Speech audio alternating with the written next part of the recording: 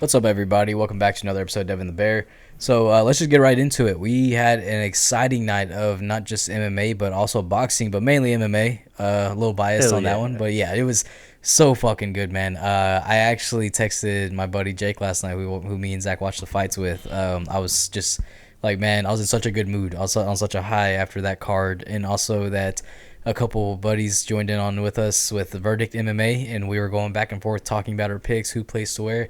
Of course, the guy who doesn't ever watch UFC fucking places the highest on there.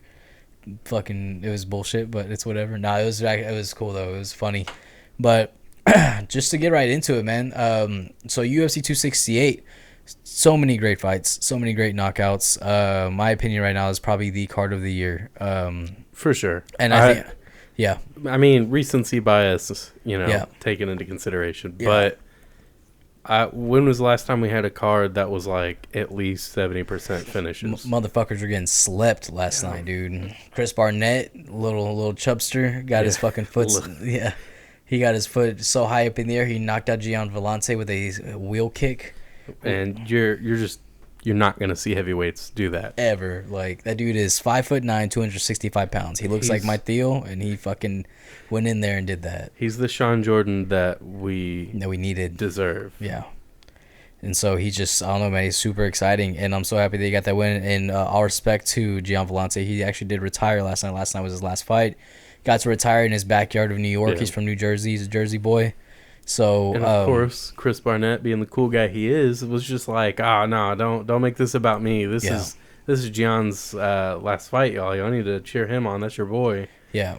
And so before that, the three fights before that were all decisions, and so we were like, man, I really hope the whole fight's not like this. Yeah, they weren't bad fights. They just, I think Dustin Jacoby and John Allen definitely stole the early prelim show, though. Yeah, that was a fun one. Yeah, they were throwing down, and it was I think it really helped change the pace. And then from there, I mean, we had 4 knockouts straight. What's that? Actually 5. Excuse me. Ian Garry. I don't want to say Ian. Ian Garry gets a knockout over Jordan Williams, and I feel bad for Jordan Williams, man, because he's really good. He is. Ian Gary's just the future. You know?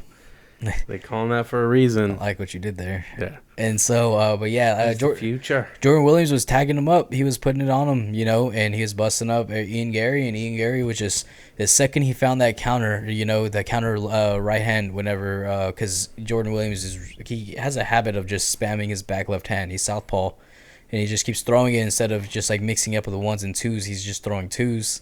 And eventually, Ian Garry finally found his distance. He countered it. He backed up, slipped it, and then came in with just a nice right hand, right straight on his chin. Knocked that dude out cold. Put him in a fucking lawn chair, and it was just a beautiful thing to watch. And so from there, we saw Nasruddin Imavov. There we go. He defeated Edmund Shabazian. It just kind of sucked because I really like Edmund Shabazian. Yeah, I think he definitely is the future of the middleweight division. It's just he's getting these really tough fights, and he is showing that he needs the experience. He has a lot to learn. We thought he was ready. I know his gym thought he was ready. Yeah. Just like they thought some other people were ready, and they just weren't. Yeah. But Nasruddin owned him. Yeah, Nasruddin, he just looked simple. Good. Yeah, he beat the shit out of him. Once he got that crucifix and just started raining down on him. And so I think we ended up missing the first round of that fight. And from what I was told also, though, is that Nasruddin was also just really good at Nasruddin and Edmund were getting a lot of scrambles going back and forth. And I think, what's that? What did Jake tell us? That they were, at one point, Edmund had him in a guillotine. And then after that, Nasruddin had him in a guillotine. And then eventually Nasruddin, I think he just took it with him, took the momentum, and then he got him in the crucifix and just went to town. And then Chris Curtis, 14 years in the game, comes in into New York, knocks out Phil Hawes. Yeah. And I know that Chris Curtis was definitely the underdog coming into this. And as the fight progressed, he became more of an underdog with the live odds. Yeah. Because Phil Hawes was picking him apart. Yeah. His Muay Thai was just a bit too much for Curtis, but when we were watching, I was even saying Chris Curtis hits hard. Yeah. He's got a very traditional boxing style. So when you put him into MMA, he may not shine against people like Phil Hawes. Yeah. But he can still win at any point in time. Because Yeah. he's very technically, structurally sound. He's a brick building just sitting there waiting. And the second you hit him wrong or you do something wrong, he's going to come down on you. Yeah. And so we saw that, and then we saw, he's just, it was good for him, though. He fought in the PFL. I'm not sure if you knew that. He's fought in the PFL. He's had kind of a run of bad luck in the PFL. Like, at one point, he loses a fight by knockout, then he has to fill in, and ends up getting knocked out by Ray Cooper. And he's been doing it for 14 years, never fought in the UFC. He retired for a little bit, and when he came back was when he came back to the UFC. And so we saw Bobby Green get a TKO win over Al Iaquinta. I think immediately when we started watching that fight, we both picked Al. Yeah. But I think that was just like, hey, let's just see how it goes. I think Al might come in a little sharp, but the second he went in there, it was like, man, you look a step behind. Yeah. He's had a lot of time off. He was recovering from an injury, and he said that the doctors were surprised by his recovery wasn't as where it was supposed to be. There was a lot of recurring issues with his injuries. And Bobby Green just showing good head movement, showing that he can, he fights kind of weird, though. He fights very unorthodox. He has great movement, he's really good at slipping punches. Yeah. And eventually he just landed one right on Al, he kept doing this thing where he would just extend both of his arms for punches and then walk forward with them out, and it just made no sense because all you're doing is inviting someone to punch you straight on the jaw. Yeah, and that's exactly what happened. Bobby Green just got him with a nice hook right to the chin. Folded him, got on top of him, finished it. And hopefully we see Al Iaquinta back, man. Hopefully that doesn't take away the spark of still wanting to do this, because I know, being gone for so long, because he did say that in his pre-fight presser that, just the whole thing of him being out for so long and just really more coaching guys was really just depressing for him. He's like, man, and finally he got the spark again. He called up Ray Longo and said, hey, I want to hit the pads.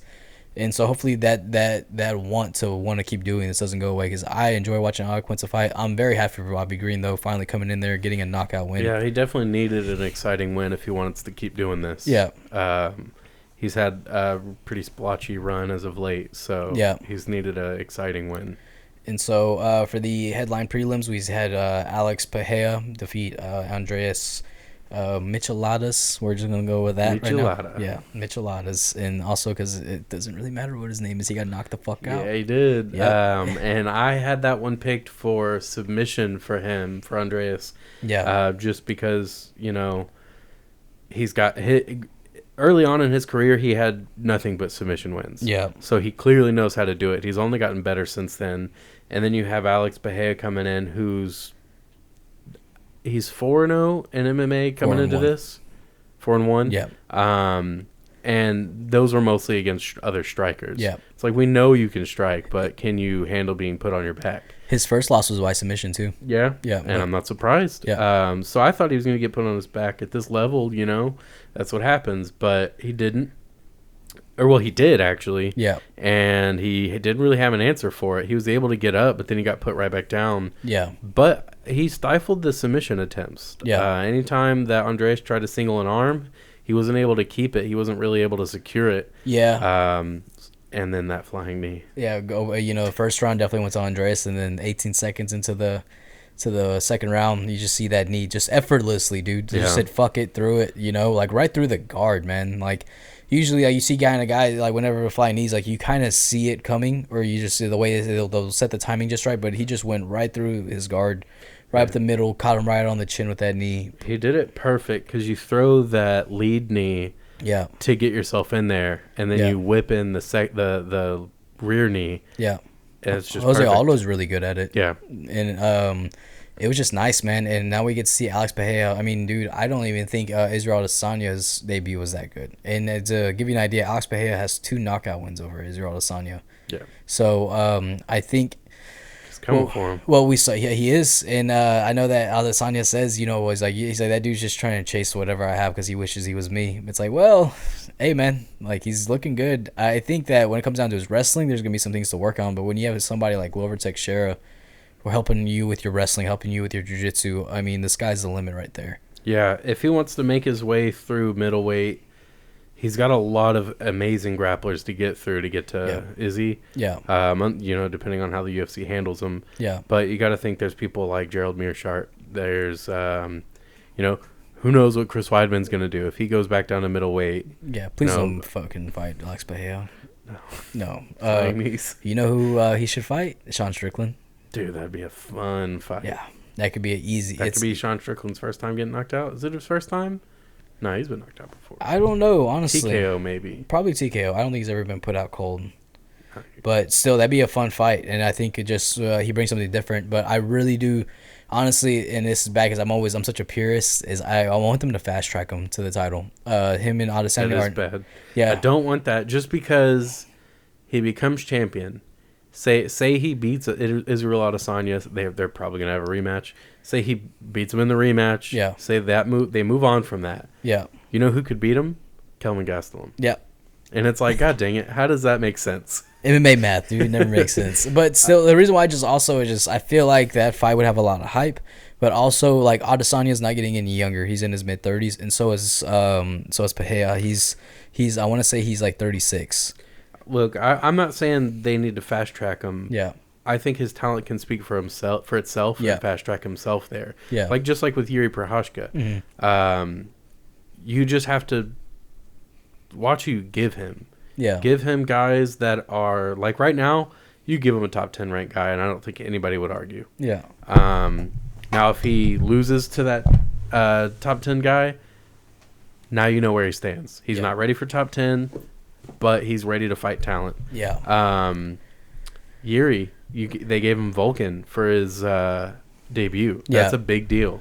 And then Dominic Reyes for his second fight. That's huge. Yeah. So you could easily fast track him without... In that type of way, you feel like? Yeah, without skipping over people. You can fast track him and let it speak for himself. It's just like Hamzat. Hamzat could have been given people differently. It could have gone differently, but he just takes anything. Yeah. He doesn't care. And so it's a little different. With Yuri, also made a little sense. He was champion over in KSW, which is where Jan Blachowicz was also champion at. And KSW is a really good European MMA circuit they have over there. Tons of talent.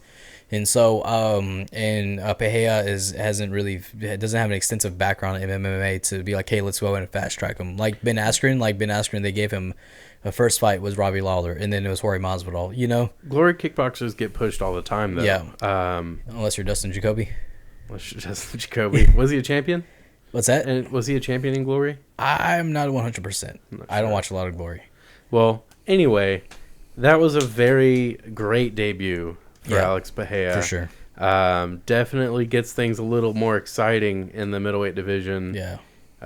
Which I feel like they're just about to get to a point where they needed this. Yeah. So I'm happy with it. Because the middleweight division, when you really get down to the statistics of things, it's very bunched up right now. Yeah. A lot of guys that are all beating each other, but they can't beat the champ, or they need a hitman. Yeah. Start taking those guys out. Give it to Pereira, man. I'm down with it. It looks like he's a gang member anyways. So on to the main card, and I'm super excited to talk about this fight. We have Justin Gaethje defeat Michael Chandler by decision. Was it split decision or was it unanimous? It was unanimous. It was unanimous. Yeah. Everybody gave it split because I gave it to. I gave it to Chandler. Yeah, crazy fight. Absolutely freaking crazy fight. The first round, both of them got rocked 3 or 4 times each. Yeah. And they just did not slow down.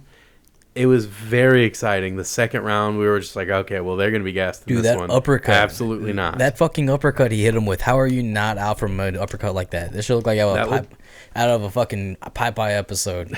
It was disgusting. Yeah, that looked like some freaking Mortal Kombat stuff. Yeah. Uppercut that knocked him on his back. So what's that one movie of Brad Pitt whenever he gets uppercut and his legs fly out from under him and shit? You know what I'm talking about? It's not Fight Club, but it's like they're doing bare knuckle, and he gets hit with an uppercut, and his legs shoot up in the air, and he flies fucking 5 feet in the air. But that's what it was like. It was such an animated fall. I thought that was it. I was like, oh, that's it. Yeah. And then he started getting back up, and Gaethje was kind of, not hitting his shots very well. But then he started hitting them, and I was like, okay, no, that's it. Yeah. And then I was like, well, Chandler needs to throw in that wrestling instinct. Yeah. And he grabbed onto a leg, and he put his head out of danger, and I was like, dang it. Yeah. He just saved himself. Yeah. With that instinct. I feel like though he got the better shots and he actually hurt Justin in the first round, and he also engaged the clinch, you know. Yeah. And so I feel like that's why I feel like he took the first round, but I'm not mad that Justin Gaethje won at all. I think it was all a good fight, but I don't know. It's definitely something that I expected at least one judge to disagree. I expected it to be so close that they wouldn't agree.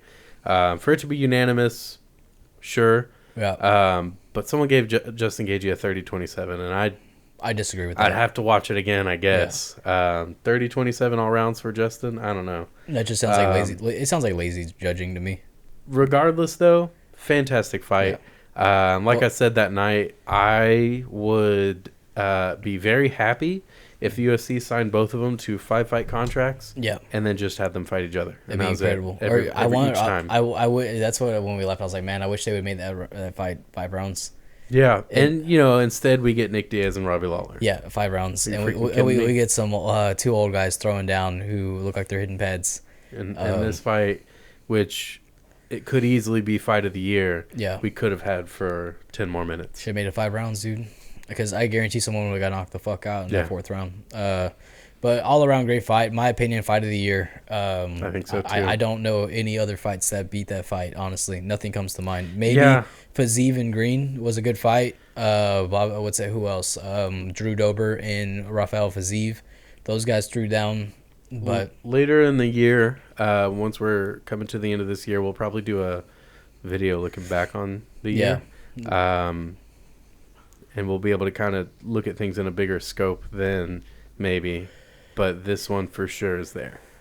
Because, my God, that was a good fight. You like that the Conor McGregor, what's it called? Comments got pulled back up last night?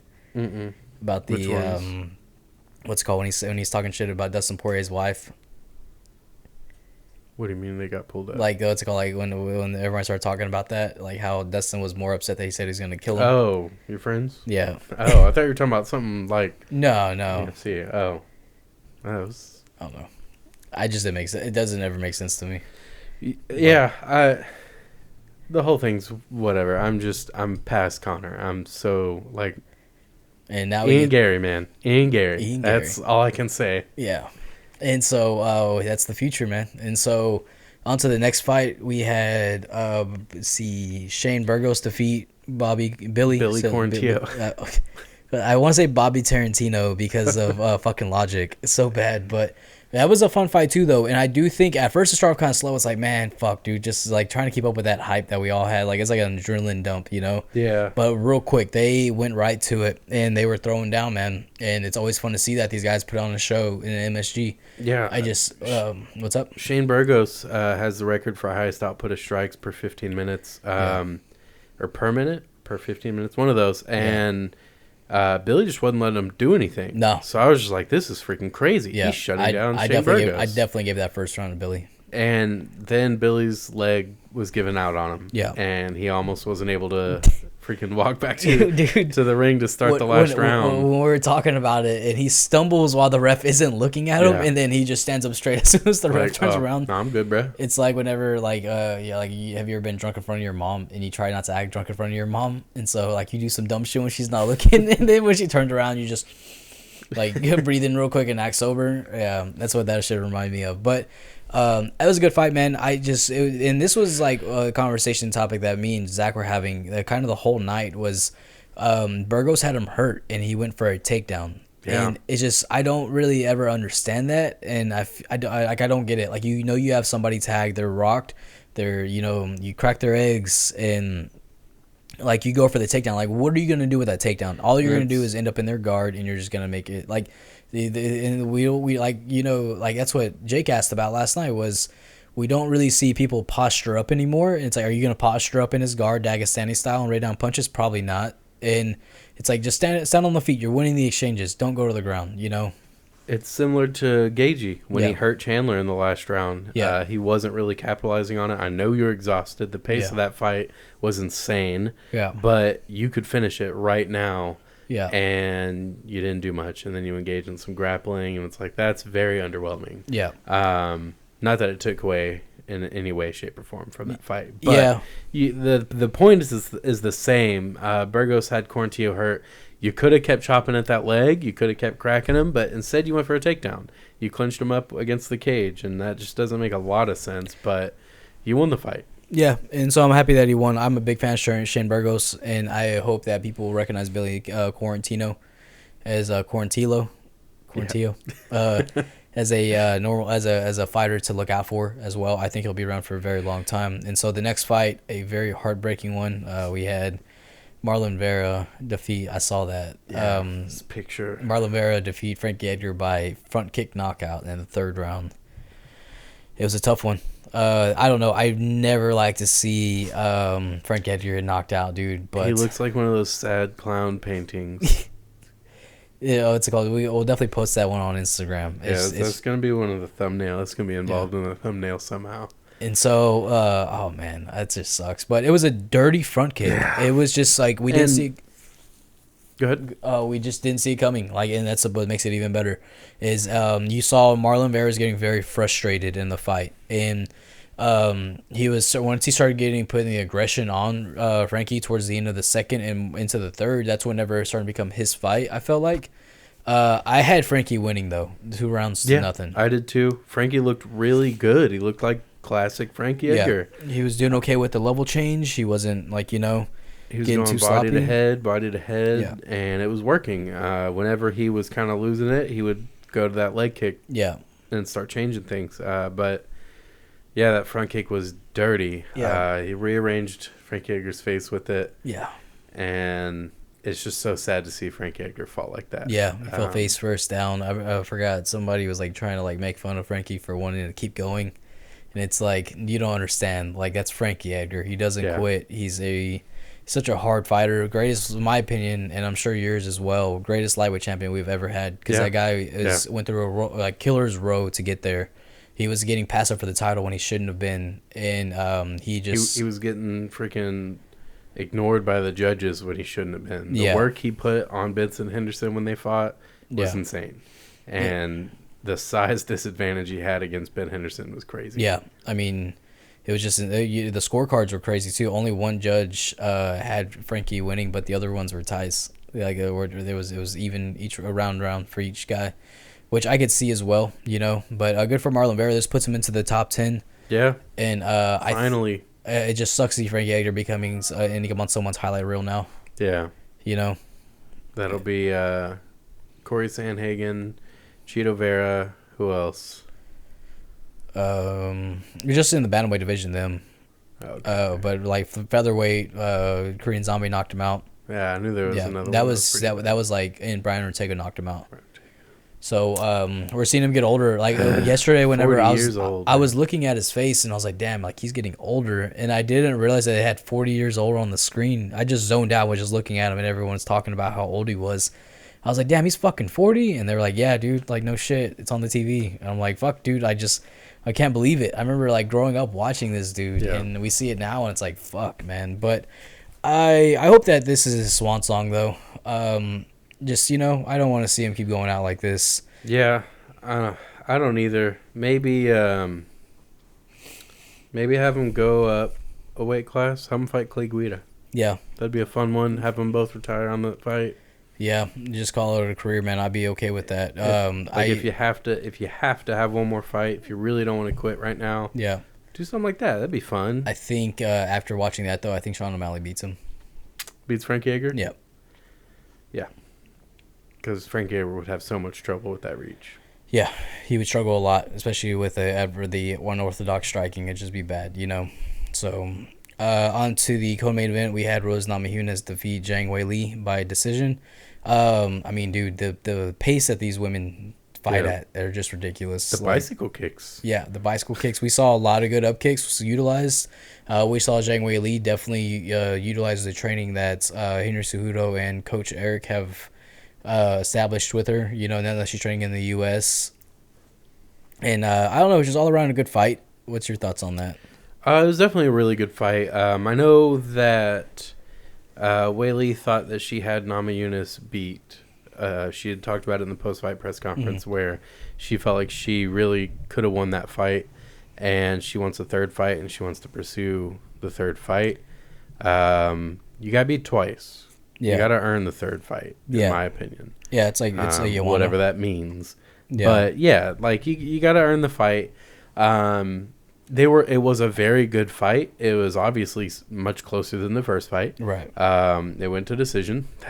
It went to a second round, so obviously a lot closer. Yeah. But Rose looked good, and I had her picked by decision, so I'm fine with that. Yeah. But I wasn't sure. I wasn't certain that she was going to win this one. Yeah.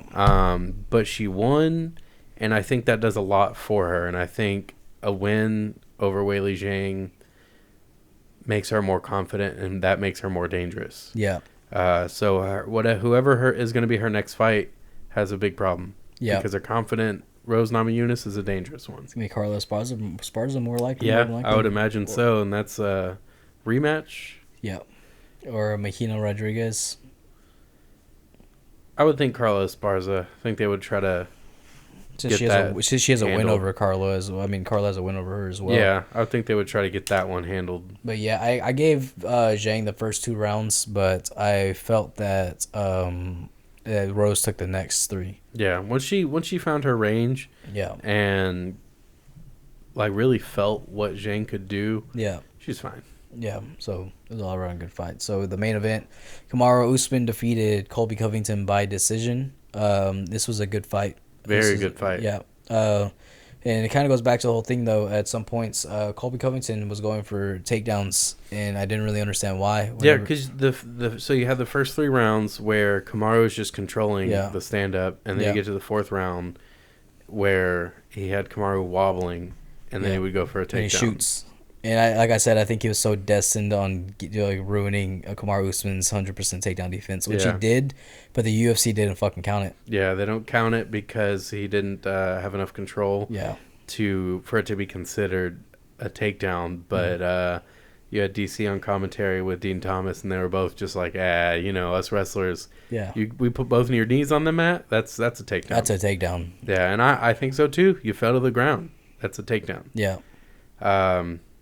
I think it should count as a takedown. Maybe it shouldn't always sway the judges to make them think you won the round, but it should count as a takedown as far as stats go. Yeah.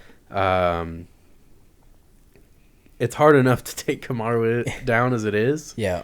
You throw all these rules and statistics and all these other things into it. It's like, okay, just forget it. Why bother? Yeah. Just finish him on the feet. You're finally winning on the feet. Just do it. Yeah, it was, I don't know, man. It was frustrating because Colby had a very slow start, and he was getting fucked up. He was getting pieced up by Kamaru Usman, and in the second round, he got rocked bad. Dude, I don't know how he wasn't out. He fell face first like twice, and Kamaru put it on him, but then Colby came in and was just a little more focused, and then once he finally found his footing, it was the 4th round, and it was too late. So I know that one judge gave it a 49-46. And a lot of people are like, I don't agree with that at all. Yeah. Which I don't blame him. That means that Kamaru won won 4 rounds and Colby just won 1, which I think Colby won 2. But when it comes down to it, either way, I still feel that Usman won the fight in stuff, Yeah. He obviously won the fight. Yeah. It just wasn't. It's almost not convincing. Yeah. To not have a third fight down the road. Yeah. I want a third fight still because, man, Colby almost knocked you out. I want Colby to leave MMA Masters. Yeah. It's been sitting in the back of my head since I've said it like 10 times last night. Yeah, whatever they're doing there, I don't know. They need to stop. But if you see your fighter wobble several times, the fighter who's considered to be... or he is pound for pound best, and he's considered to be the greatest welterweight of all time. Yeah. I disagree. But you have to be angry with Colby for not jumping on it and getting the finish. Yeah. And to not correct that is a huge coaching error. Yeah. I think. You have coaches like Jim West who are being criticized for being harsh on his fighter. Yeah. And then whatever was going on with MMA Masters Corner, I didn't see it, or I don't remember. So I don't know. Maybe they were harsh on Colby, and Colby's just stubborn or didn't think about it. I don't know. Yeah. I'd have to go back and watch, but I guarantee you, if Jim West was his coach, he'd have said something, and we all would have heard it. You're down 2-0 right now. Yeah. We all would have heard it. Yeah. Like, no. Colby, because some people are arguing that Colby won the third round. I don't think he did, but I think it's whenever he started getting more comfortable. But something about this, though, there's multiple fighters that fight out at MMA Masters who like lose their pizzazz as time goes on as they train with them. That killer instinct. They lose their killer instinct. Like Colby used to never fight like that, and so we've seen it with Mike Perry. Look at his past couple fights. He's become a punching bag. And there's a couple other fighters that train with him, and I'm sure that there's other good fighters, but I need to know what's going on with them that's affecting their training. Like what are you telling your fighters that's fucking them up? Because Colby used to have so much confidence in his hands and would know that if I want to take these guys down, all I got to do is just shoot. Yeah, and he came into this fight fighting southpaw. I'm assuming they worked that into some type of game plan or strategy. Yeah. After the first 2 rounds, you got to think, hey, maybe we got to fix that because it's not working. That was his stance, though. His original stance, because remember we talked about it a little bit? Yeah. So it was his original stance, and sometimes he would switch orthodox, but he looked so much more comfortable at orthodox, and southpaw was becoming an issue for him. Like, I don't know why he couldn't really find his range at all at southpaw. Well, yeah, because I remember thinking he was southpaw, and so I looked it up, and he was listed as orthodox, and I was like, oh, I guess I was wrong. I don't know. I usually Wikipedia tells me, but some people update it all the time. So either way, southpaw wasn't working, and if you're gonna sit there and switch stances, you better be good at both stances. And if you're good at both stances, do the one that works. Yeah, especially against a guy because and he started throwing his body kicks way too late too. Yeah, like it was in the third round whenever he started getting active with the body kick because it was there the whole time. If you're gonna stand in southpaw, that's one of the things that is very open. Yeah, is that body kick right up the Kamaru guard. Did not like it at all. I mean, he should have faked it more. He kept throwing. When he switched to orthodox, he kept throwing front leg head kicks, and it looked super awkward. It looked uncomfortable, and they weren't. However, sorry to cut you off. No, the southpaw paid off. Yeah, it did. Because in that 4th and 5th round, that's how he was catching him was with that left hand. Yeah. And then he would throw that head kick, and it would just shake Kamaru Usman's head. Yeah. And then he went for a takedown. Yeah. So it's like, again, you have these things that weren't working. You finally get them to work. All that hard work that you were just dedicating yourself to seemingly for no reason. Your dead silence game plan. Yeah. Finally seems to pay off, and you shoot for a takedown. Yeah. And you make it all pointless no matter what no matter all that work you put in, didn't matter. Yeah. It just, I don't know. It rubbed me wrong when he was doing that. I didn't get it. And even his left hand didn't look as crisp as he usually does. His straight left was becoming more overhand left. And it's like, you're making a very, like to where Usman, who's training with Trevor Whitman, can telegraph that overhand left the way that you're ducking down, dropping your hands with it. All he has to do is just throw that straight right, and you keep getting hit, and you're getting tagged hard by a guy that hits like a truck.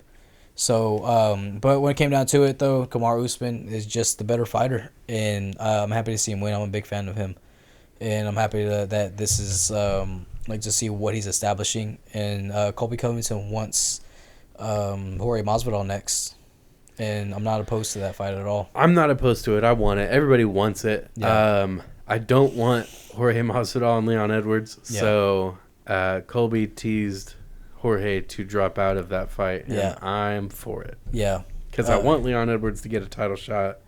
I worry that he might not get it because of Jorge Masvidal. Well, the Colby that showed up last night gets knocked out by Jorge Masvidal quick. I agree with that as well.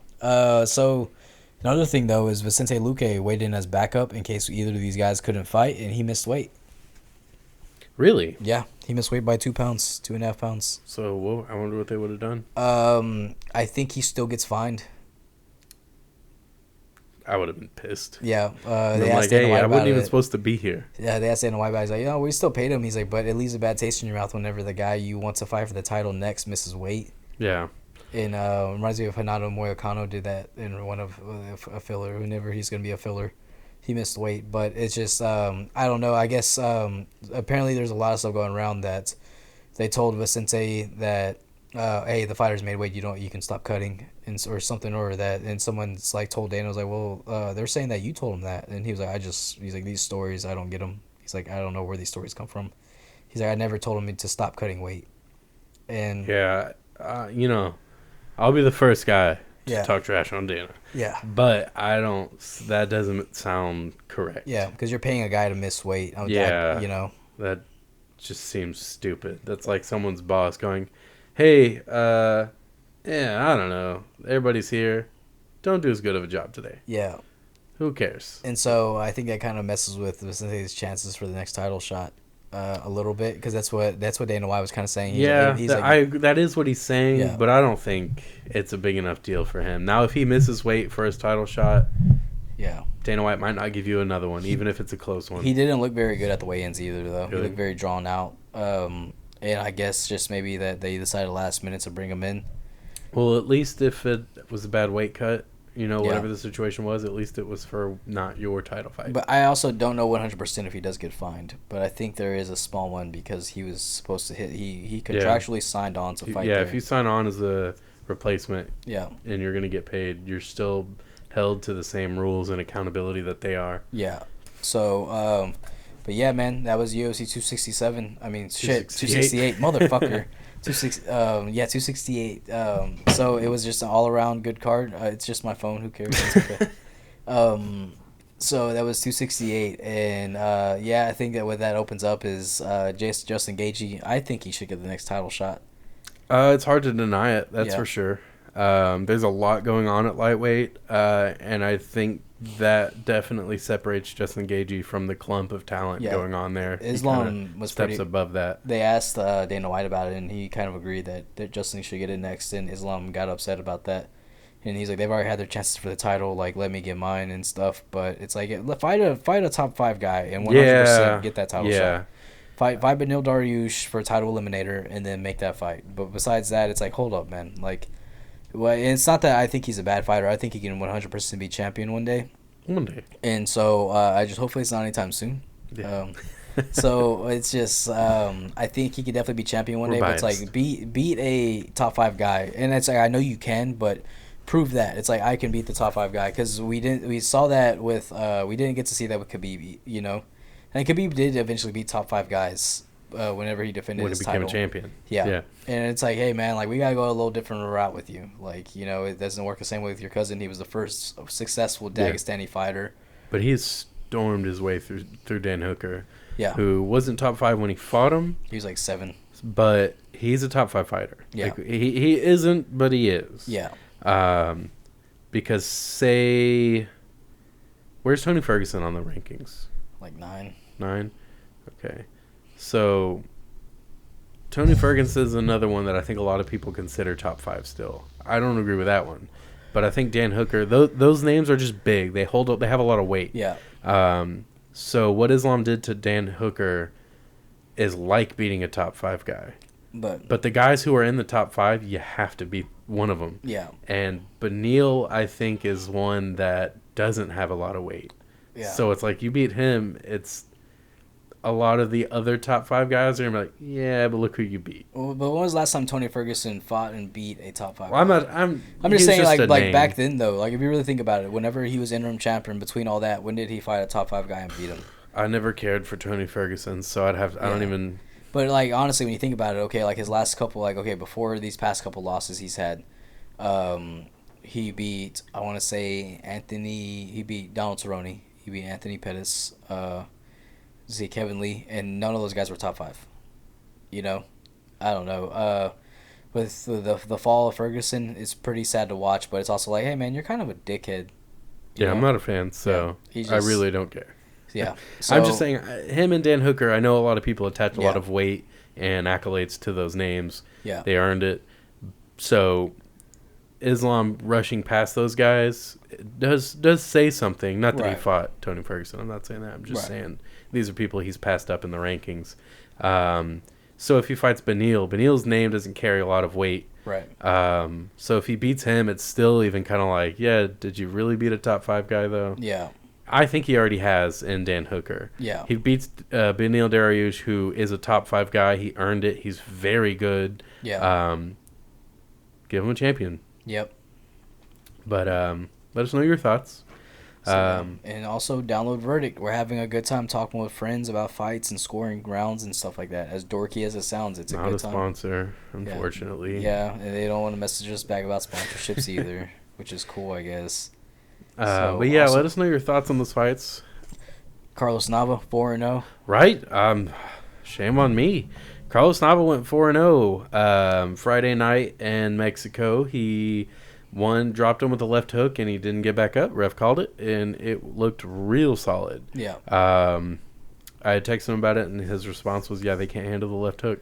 They really can't. Yeah. Everyone we've seen him hit with that left hook. No cap. Yeah, there are no caps here, fellow kids. But yeah, let us know your thoughts on the UFC card. Do you think it's fight of the year, Chandler and Gaethje? Do you think it was card of the year? Do you think Trevor Whitman wins coach of the year since he went 3-0? Let us know your thoughts. And Canelo Alvarez. And yeah, Canelo Alvarez finished Caleb Plant. Sorry, we're like rushing through all these things. Again, our main focus was this MMA card because it was that freaking good. Yep. But yeah, Canelo Alvarez finished Caleb Plant in the 10th round, 10th, 11th round. 11th. The judges had him like dominating that whole fight. Yeah. But what I'm seeing from a lot of other people, pro boxers included, is that they didn't feel Canelo looked dominant. He was winning maybe, but wasn't dominant until like the 6th round. Caleb Plant's good. Just Canelo, he earned a lot of respect. Canelo just knows how to make these great boxers look like average people. Yeah. So that's one of the things of being the GOAT. Yep. Dana White said that he believes Kamaru Usman will not beat Canelo if they box. He won't. And he showed it last night at the fights, and I agree with that. But again, let us know your thoughts. Is Dana White wrong? Do you think Kamaru can handle Canelo? And why are you wrong? Yep. Y'all have a great time.